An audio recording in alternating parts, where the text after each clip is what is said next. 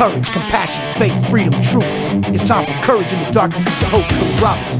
Awakening America to the indoctrination and radicalization. Let's get into it. If you've driven through Middle Tennessee lately, or North Texas, or the Florida Panhandle, you've seen them. The license plates are different. California, New York, Illinois, Washington State. People are packing up their lives, selling their homes that their families have owned for generations, and they're hitting the interstate. The mainstream media calls this a random migration pattern. They try to tell you it's just about the weather or remote work flexibility. They're lying to you. This isn't a vacation. It's an evacuation. It's a mass exodus away from the Democrat model of governance. People are fleeing states where the tax code is a form of legalized theft, where the schools have turned into radicalization centers, and where the rule of law has been replaced by the rule of mob. They're coming to places like Tennessee because they want to live in a place that still recognizes the word liberty.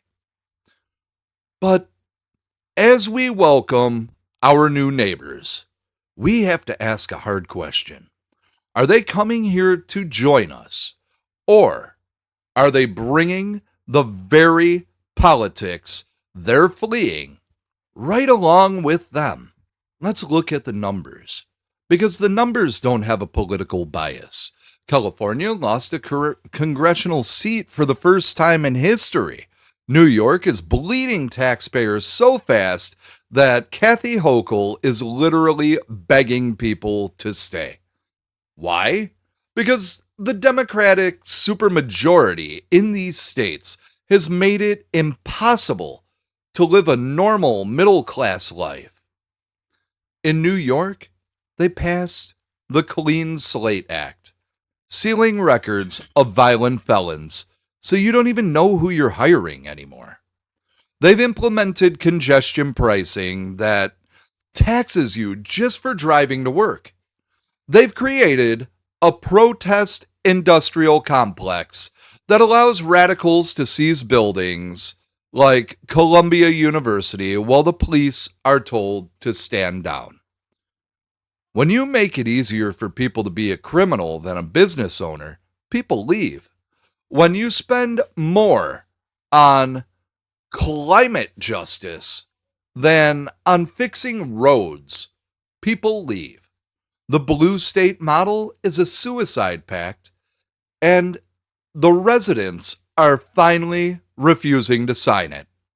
They're voting with their feet because they know their ballots don't count in a system rigged by the urban machines. Now, we have to talk about the new frontier. Tennessee is a target.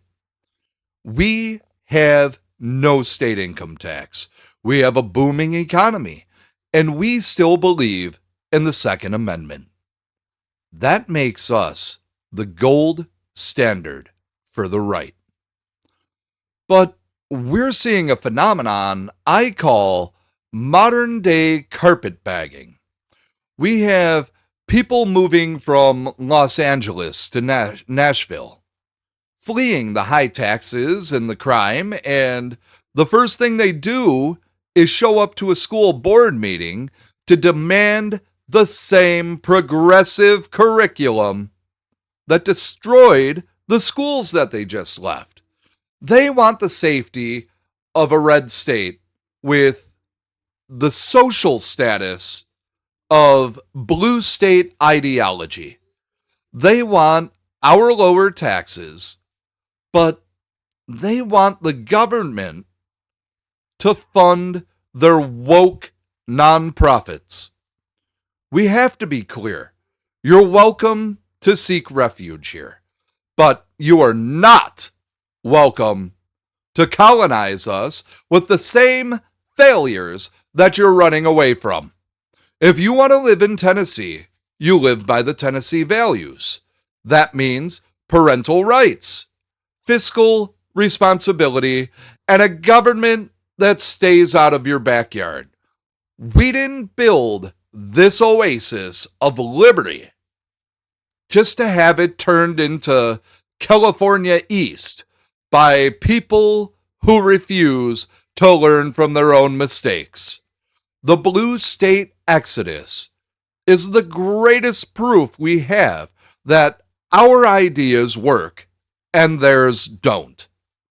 You don't see people fleeing Florida to move to Chicago. You don't see a mass migration into the arms of the New York Department of Revenue. Liberty is a magnet, but a magnet only works if it stays true to its nature. We have to protect our borders, not just the national ones, but our state borders and our local councils.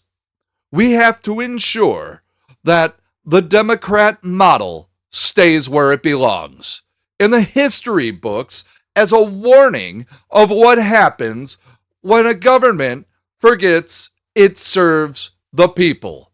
Keeping this network independent is how we make sure these stories get told. We don't answer to the corporate developers who want to turn our towns into inclusive high-rises. We answer to the citizens who were here first and the ones who moved here to be free.